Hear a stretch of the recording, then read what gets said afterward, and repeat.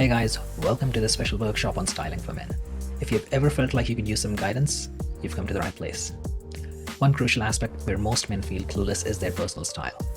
It's not just about what you wear, it's about how you present yourself. And to help you kickstart this journey, we've teamed up with a true expert. I'm happy to introduce my good friend Franzy Staedter. Franzy has some great insights to share, those subtle changes that can make a world of difference in how you project yourself. Guys, Franzy is just an awesome human being and all around a great person to get to know and work with. You'll learn a ton from this workshop, but you'll also see that Franzy is genuinely interested in helping people. These insights aren't just fashion tips, they're strategies that will help you rethink the way you take care of yourself. This is the kind of knowledge that can positively impact various aspects of your life. Whether you're preparing for a job interview, whether you're aiming to make a good impression on a date, or simply looking to boost your confidence. And here's the exciting part, Franzy also offers personalized guidance for those who want to take their style journey further. Check out contact details in the video on how you too can work with her. Stay tuned for updates, guys, as we dive deeper into different aspects of life, providing you with the tools and knowledge to succeed. So get ready to enhance your life one step at a time. For now, let's dive into the world of style with Franzy Staedter. Don't forget to subscribe and make sure to click that notification bell so you won't miss any of our upcoming content. All right. Thank you everybody for joining us today. Thank you, Franzy, and thank you, Jenna, for joining us today for this event. I'm excited about this. I've been thinking about this for a while, and Jenna and I have been in conversations about this event for quite a few weeks as well. So I'm glad that we're making this happen, and thank you all who are able to join today in this event as well, because it's going to be exciting to share this information with you guys. Franzy is the best in the business that I know. Again, like I've met quite a few. When I was looking for a stylist a few years ago, I interviewed quite a few people and then decided to go with Franzy because I saw her work. She was very open about the way she worked and she has a very good work ethic as well. Imagine somebody coming up on a Zoom call on a Sunday morning with you to like help you out. So again, that's the kind of work ethic I like with people. With that said, I'm going to pass over the microphone to Franzy and she's going to introduce herself, tell us a little bit more about herself. Then she's going to give us a presentation on some style mastery for men, give us some tips and tricks, and then we're going to open up the room for any question and answers. In the meanwhile, if you have any questions, make sure you take a note of them. Jenna has shared a link for a Google form over here that you can use. The chat is here as well, but the Google form would get these questions directly to Jenna and Franzy. Thank you, Franzy, for coming and joining us today, but I'm going to pass over the microphone over to you, and the stage is yours. Yeah, well, thank you so much for having me. This is so nice. I feel this is such a warm welcome and so many kind words about me and my work. I feel very humbled. Thank you, Adil. Well, my name is Franzy Staedter and I'm a stylist and image consultant. I've been doing this for over 12 years. My career started in Los Angeles and I started with celebrity styling and costume design for film and television, and then also always had private clients. And then throughout my experience working directly with people, getting them ready, I was able to really crystallize out what those big ones are, what the big trouble is that people are running into when it comes to dressing themselves.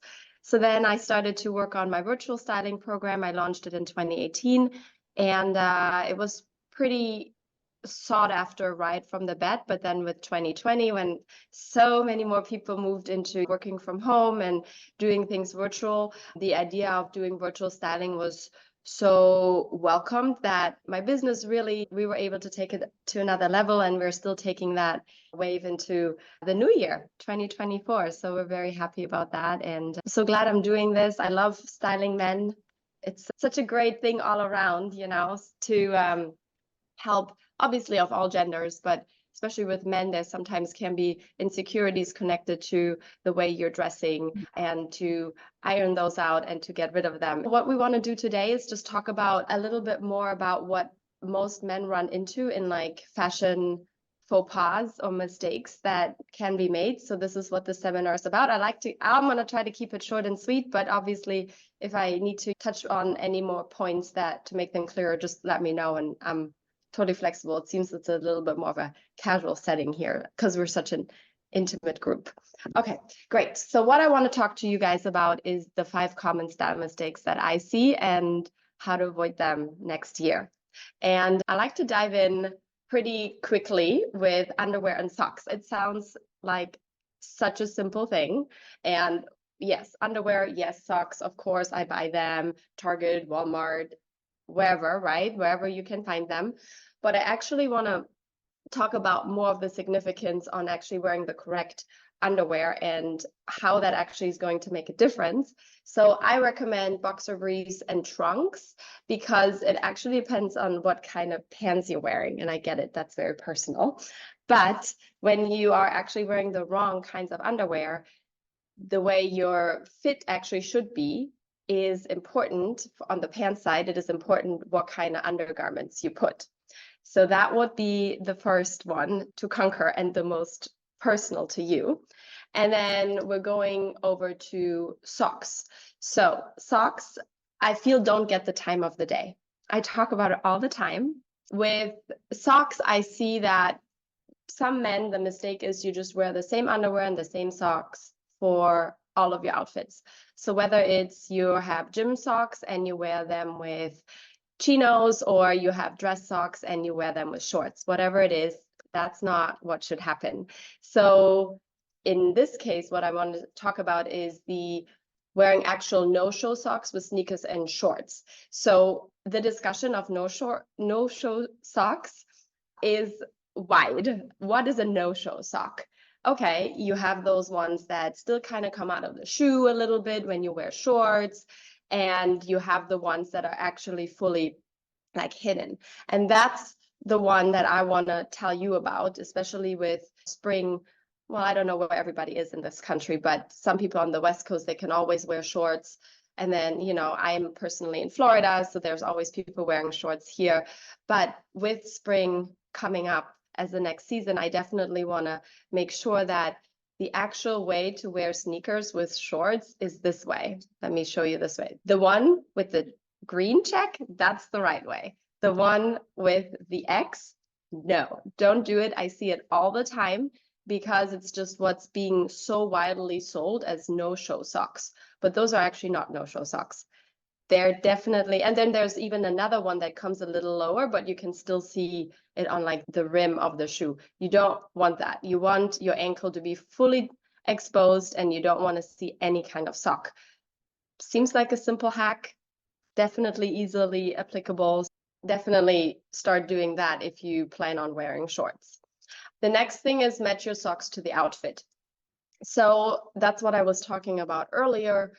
When you have a lot of different seasons, if you live where you have spring, summer, spring, fall, winter, you do really want to think about your sock game.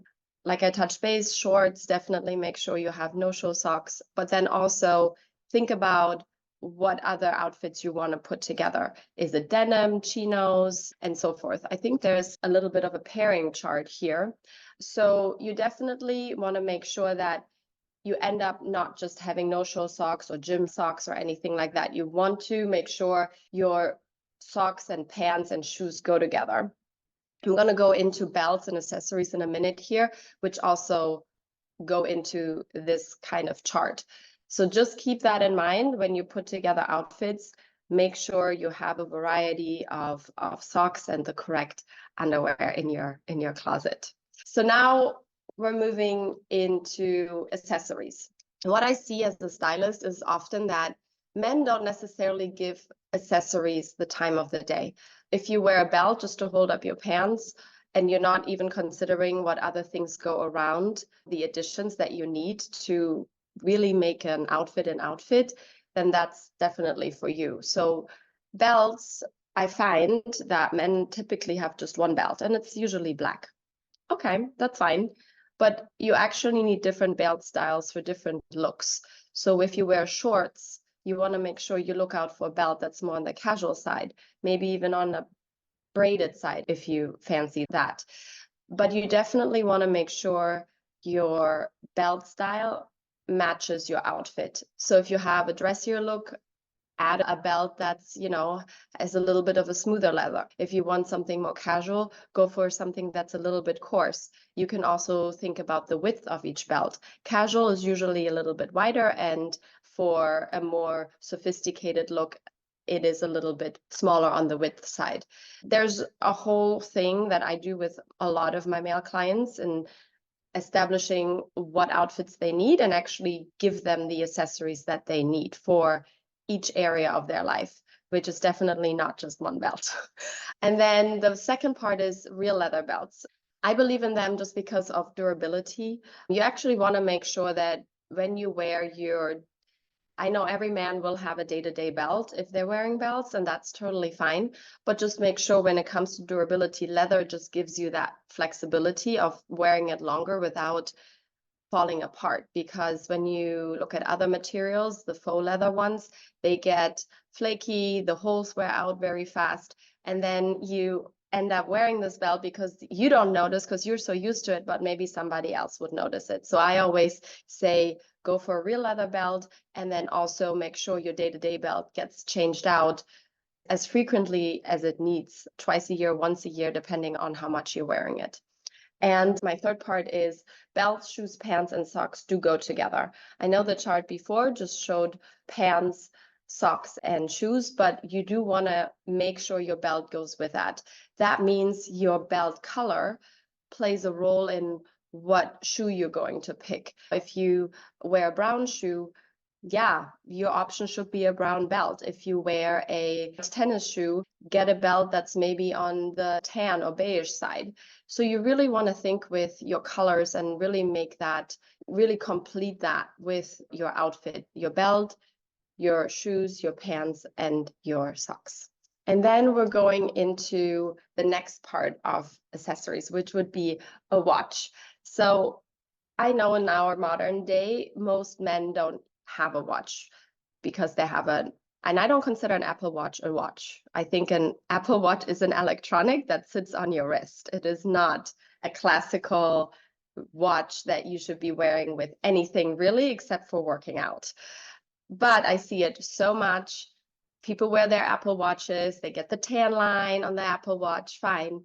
I've made my peace, but when it comes to actually having a watch, you should find one that matches your income. So don't run to Target and buy one there, or if you have to, fine, but really do some research. What watch would resonate with you? What price point can you afford? So when you are even, getting ready and you're not just going to work out, where you can wear your Apple Watch or Fitbit or whatever other electronic piece you want to slap on your wrist. That is a special piece. And some men like to have multiple watches for different occasions. That's definitely a lot more of an elevated outlook on your outfits. But definitely find at least one that you like, that makes you proud when you wear it. So when you get ready for something, to put it on. And watches don't always just have to be worn with suits or anything like that. You can totally wear them with t-shirts and with shorts and whatever other outfit. It's not just not gym shorts, regular shorts. And then you want to also pay attention to your band. So a lot of have metal links, which is totally fine. But you can also find maybe a watch that has a leather band, or it doesn't always have to be a metal link, because sometimes with the different links or with the different bands, you set the tone. Leather bands are sometimes a little softer. So if you want to have like a day-to-day watch, you might want to opt for a leather band. If you like chain links, that's perfectly fine. There's definitely day-to-day for that as well. But having like a different couple of options is probably a good idea just to generally have, so you can then wear one. You don't have to always wear the same watch, and you can match it with the occasion as well. And then the next one is an important one, your wallet. Seen it all, from wallets that are so thick because they have all of the cards and receipts and just tons of stuff in it. And that's not just a woman issue. I've seen it on both sides. We really want to make sure your wallet actually matches you, and it makes sure that it looks well put together. So meaning no wears and tears, just it can be a card holder, it can be a simple two-fold, like bifold, but just make sure that it is neat, that you have only minimal cards in there, so it doesn't look like when you put it in your pocket that you have some sort of, I just see that a lot. It just too thick in the back pocket or in the front pocket. It just doesn't look good.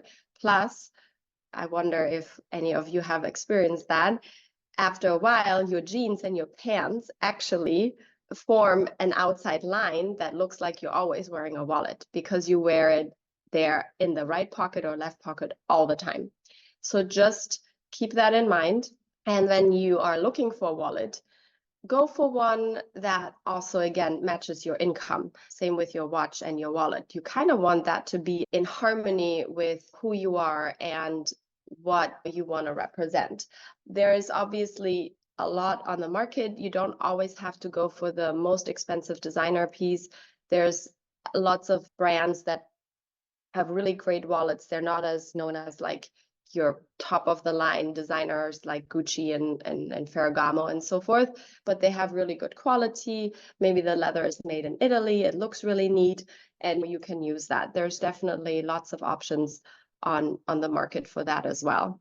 But just make sure when you wear it, when you use it, if it gets wear and tear, it's okay to replace it. You don't have to have the same wallet for 10 years. No need. You can replace it. It's totally fine. And that brings us actually to fit. So what I see, the mistake that a lot of men are making is that they are actually, just in terms of pants, for example, wearing them too low with too long of an inseam, and just overall just don't know your correct sizes. I do know that in the fashion world, sizes are tricky. This brand makes a medium and it fits this way. This brand makes a medium and it fits that way. How do I even navigate through that? Okay, well, maybe I can help. Pants need to be worn above or on the hip bone. If you wear them too low, your crotch looks saggy. Sorry to be so blunt, but it is true. Your pants don't need to be a skinny jean or super tight to not have that. It's just a common mistake that men opt for too big of a waist size for them. And that means then you have to use the belt to hold up the pants, but it sags down. You have to kind of, yank them up every 20, 30 minutes. And that's just not the way it should look. Your waist should be somewhat snug. It should be where you can only put in like your index finger. That's the amount of room that you should have. There, you shouldn't be able to pull them to the front and have like 4 or 5 inches of room because it's comfortable. This is not how pants are supposed to fit. But I find that that's the case for most men, unfortunately. And then the second part is the inseam.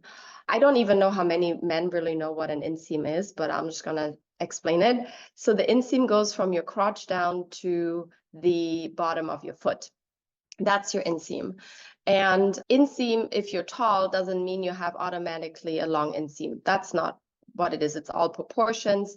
Sometimes you have a man with long legs, but they're only 5'9", so the inseam is longer. Some men are 6 foot, but the inseam is shorter because their legs are shorter. So it's all about proportions, and you should know your proportions. When it comes to inseam, there is not just one inseam length that works for every man. There are different ways to style the length of your pant, especially when it comes to breaks. And what a break is actually how much fabric there is right above your shoe. And I'm going to go show you right here a little bit of an example. So you see there's full break, half break, no break, and then showing ankle or something that's called a negative break. All of them are correct.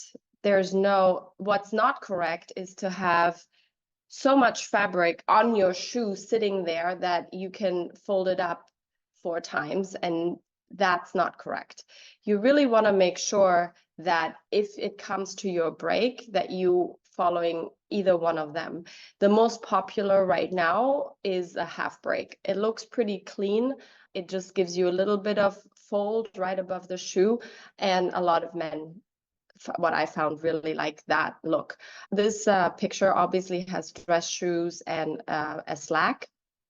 So what I like to say is when it comes to denim, just make sure that your denim is kind of on the full break side. Denim you don't want to be too short because it can look a little funny. But you also don't want, like I said, inches of fabric sitting on top of your shoe, especially when you wear jeans as well. So that is definitely a very important aspect in making sure your pants actually are fitting you correctly. Let's move into shirts. When it comes to shirts, I find that there's a little bit of a struggle of knowing actually how long a sleeve needs to be and how a shirt should actually fit on your body or on your torso. When it comes to how a shirt should fit you, this is a very fast way of making sure your fit fits you. Obviously, you should take measurements for yourself or go to a tailor or seamstress and get measured as well, because you want to make sure you actually are buying the correct size. Shoulder seam on top of the shoulder, that's I think a lot of men know that, but sometimes I see that they end up maybe buying something that drops down a little bit, or it's too tight because they want the fit, so they go down a size and it's actually then a little bit too high on the shoulder, which is probably more forgivable than having to wear too big of a shirt. On your chest, you want it to be slim, but you don't want it to be tight. So you don't want any pulling between any gaps or anything like that between the buttons and the fabric. They call it here no pirate arm sleeve, which I thought was so funny, because this is really what I see a lot. The width of arms is usually too big on most men when it comes to wearing a button-down shirt, just because when you buy something off the rack, it's made to fit most men. If you're on the slimmer side of arms, you probably will need to get it tailored so it actually fits you more correctly, or you have to buy a very slim fit or super skinny fit or something like that. So just watch out also for when you buy something, what are they describing it as? There's a lot of terms: trim, skinny, tailored, super skinny, different keywords that different vendors are using to give you an idea of how the shirt will fit on you. Then you want to make sure around your waist that it's, obviously a clean tuck. You can see in the back of this photo, there's not a lot of excess fabric, and that's very key. Again, when you buy something off the rack, you might need to get it tailored. One of the things that I recommend is to put something in the back called a dart, where it goes from here to here, and it just kind of gets made a little bit more narrow so it fits your width of the back on this shirt that you bought in a store, but you can customize it that way. And then when it comes to sleeve length, it ends at the wrist. That is something that I see all the time, where the shirt goes maybe another inch or half inch too long. That's too long. Even if it's half an inch, it's too long. In fashion, these little small amounts make a big difference. Same with pants, same with shirts. You really want to make sure you have the correct length. And sometimes that can be even a quarter of an inch, half an inch, and so forth. Small amounts, but they really make a difference when you wear it. Okay, great. The next thing on shirts, what I wanted to talk about is actually how to roll up a sleeve correctly. I see that there's some ways to do it, but they usually end up being relatively messy. What I recommend when it comes to rolling up a sleeve, you want to start with rolling up the width of your cuff. That's the first roll, and then you start breaking that in half. So the next roll would be half of your width, and the next roll would be just the same width. So you keep going up in the same width. So the first roll, the width of the cuff, and then you break that down in half and you keep rolling it up that way. The benefit from that is that you actually are able to roll in the little ends, as I call them, and just a lot quicker. So where your button and buttonholes are, that you roll up a lot quicker and it looks a lot neater. And just overall, it will stay up as well, so it doesn't come undone. Also, when it comes to wearing a long sleeve button down, you want to make sure that we can see the sleeve from under your jacket or sweater. If you do a layering situation, make sure you pull out the cuff from your button down so we can actually see maybe about half an inch to an inch of your cuff, whether you're wearing a jacket or a sweater. It just gives it a little bit more dimension and it looks a lot more stylized that way, like you actually thought about it. And that's what you want to do. You obviously want to think with intention and how to create and curate your outfits. Let's talk about the essential pieces, because now we covered, obviously underwear and socks are for sure essential pieces. You can't live without those. Your pants and shirts, obviously, but how can you actually have a closet that's a little bit more curated without having to do too much work, right? So you want to think with like essential pieces. The mistake is obviously to think that any pant or jacket will do, which it does not. And one of the top things that I see, it's t-shirts. You get them from a band, a concert, or a freebie event, and you have them in your closet and you just kind of wear them because they're there, it's convenient, but you didn't, the event where you did the turkey trot 10 years ago, they gave them out for free. Sure, none of that should be in your wardrobe. If you have some sentimental piece, sure, but categorize it as such. If you get a t-shirt from your company and you don't have to wear it outside of work, don't wear it. Find something different. It's totally okay. The foundational wardrobe that I think how to build it is with quality basic tees and button downs. So when I say quality, you don't have to spend huge amounts of money. I mean, you can if you want to, but you just really want to go for quality t-shirts and button downs, meaning no, your Hanes t-shirt is not a quality piece. Your Fruit of the Loom 5-pack t-shirt, that's not a quality t-shirt. So you really want to find a brand that you like that has a really good composition in terms of fabric. Maybe there's cotton and modal, or maybe you need a little bit of more stretch. So you can find some of those. Those t-shirts usually don't come in like 5-packs, right? So these ones you can then actually wear on by themselves, either with shorts or with a chino, or you can also pair them open with an open button down. When it comes to button down shirts, I really think going back to this previous one, it has to fit you like this. Whether it's for dress or for personal, you really want to make sure it fits you pretty close to this. With button downs, obviously there's a way to also sometimes do oversized, which is really in trend right now, but you want to be mindful that that's not necessarily an essential piece. The next thing is quality sweaters. I think it's safe to say that probably every man needs at least 1 or 2 sweaters in their closet. And my recommendation is to go for either a cashmere or a wool or some sort of blend. Sometimes they have a cashmere silk blend or a wool silk blend. Those look really nice and you can actually dress them up or dress them down, and they're very versatile. But your acrylic sweaters, your polyester sweaters, this just doesn't look the same. And I wouldn't consider those an essential piece in a wardrobe. The next one is a well-fitted pair of dark blue denim and black denim, which means well-fitted, again, going back to how it should fit you on your waist and how it should fit you down your inseam and on your leg. All of that makes a big difference if you are going about it intentionally. The reason why I say dark blue is because I see a lot of times people wear blue denim and it has like somewhat of an awkward wash where it's like maybe really faded, or you had those jeans for a really long time, and the same. And then black denim, actually, I find that that's often missing in a man's closet. Not because it's so hard to get, just more because it's so out of somebody's world. Like, oh, black denim, I didn't even think about having a black pair of jeans. That it's just not something that most men are necessarily thinking with. And then I decided on the essential pieces to add a gray sport coat.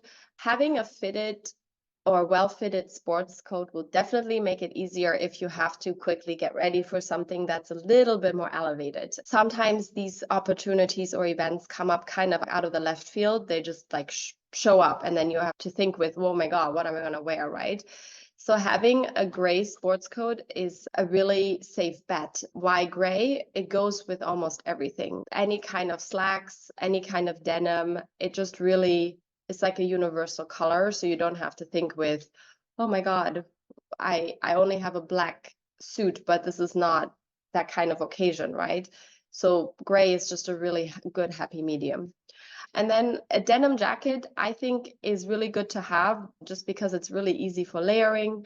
You can wear it really casually. It's just a good staple piece to have. You want to make sure on the wash, I think a traditional blue wash is perfectly fine. And then when it comes to shoes, just a city sneaker and a lace-up derby shoe. What a city sneaker is a shoe that's not necessarily meant to be worn at the gym. So it has a little bit of a different feel. It's not like an Adidas or Nike shoe. It's usually a different brand. And they have like a rounded toe, and they have their leather, and they just look a little bit more like a sneaker you can wear around town rather than you wearing it in the gym.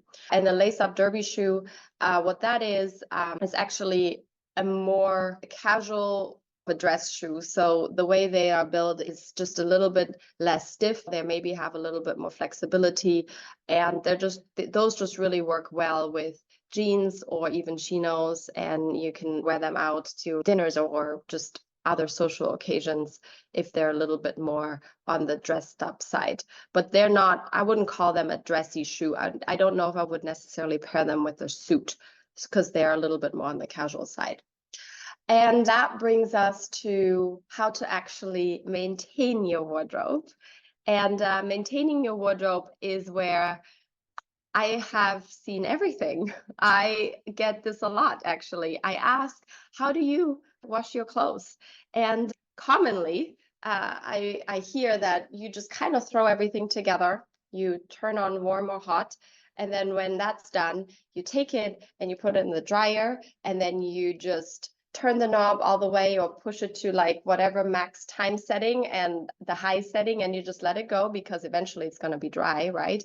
And you can go do something else while that's running.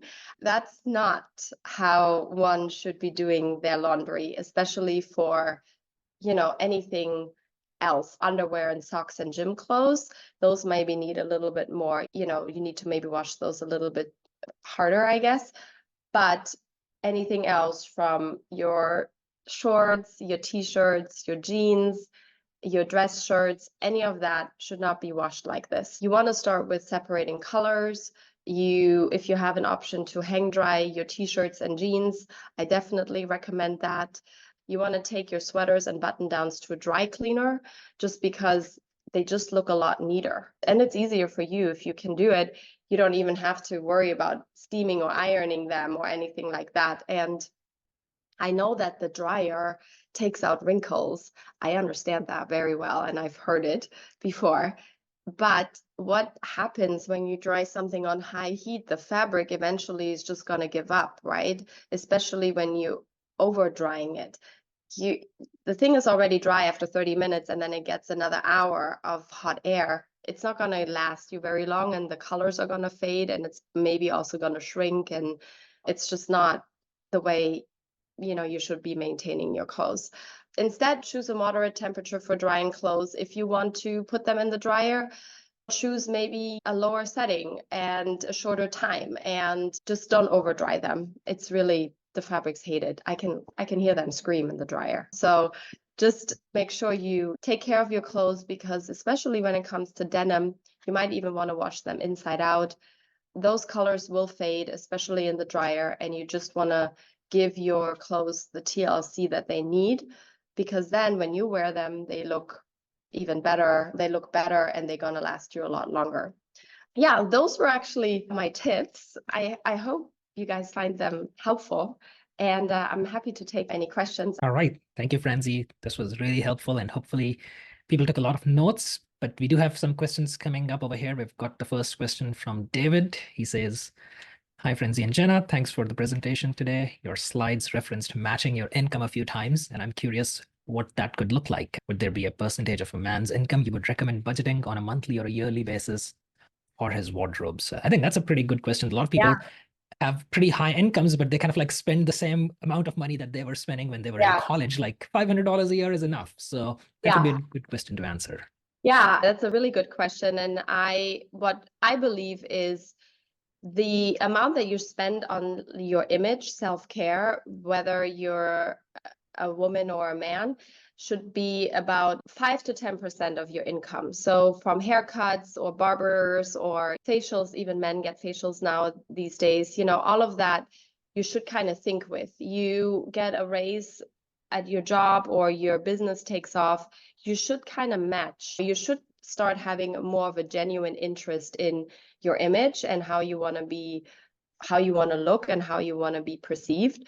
So having kind of a ballpark idea whether it's on the lower side with like maybe 5% or on the higher side with 10% on an average income earner. So you can have your monthly set aside or, do your annual shopping sprees or something like that, match kind of what you earn.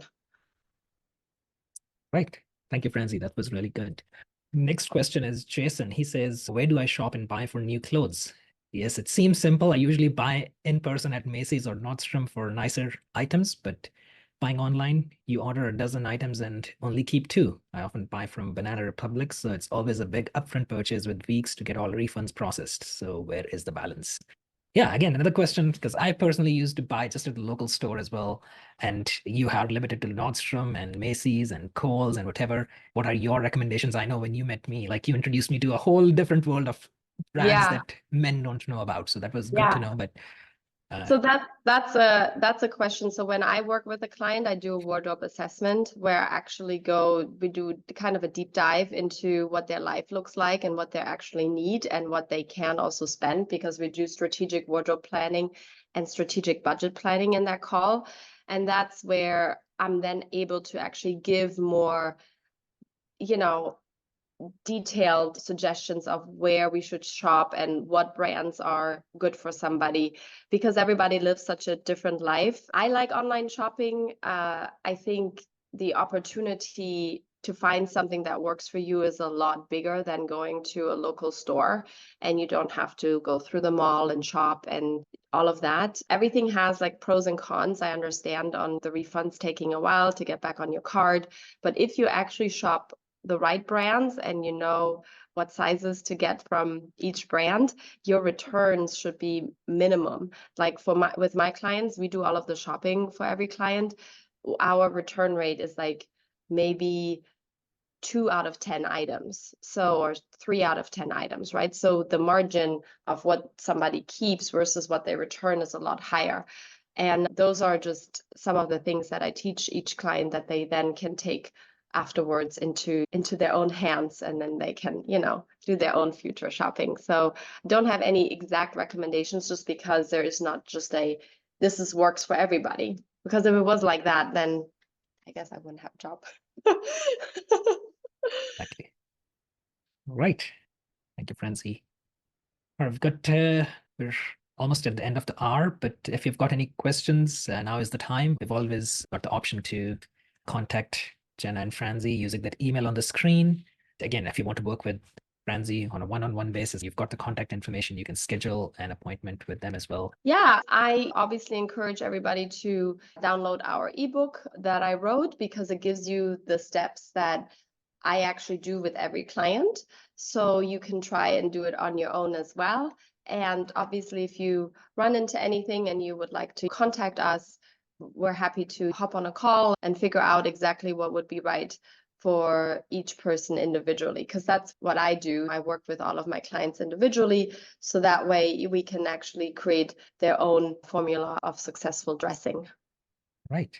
Thank you, Awesome. Francie. Thanks for coming and sharing this wisdom with us. Hopefully, this will help the guys improve their wardrobes and make some important changes in their lives. It's kind of like these are really little things that we don't notice generally, because again, you're just throwing clothes on and heading out of the door, but hopefully they'll be more mindful of these little things of like, how do you Yeah. match your shoes and belts together? And I know like I've changed a lot of these little things, and it's helped my personal image and confidence as well. And hopefully it will do the same for other folks as well.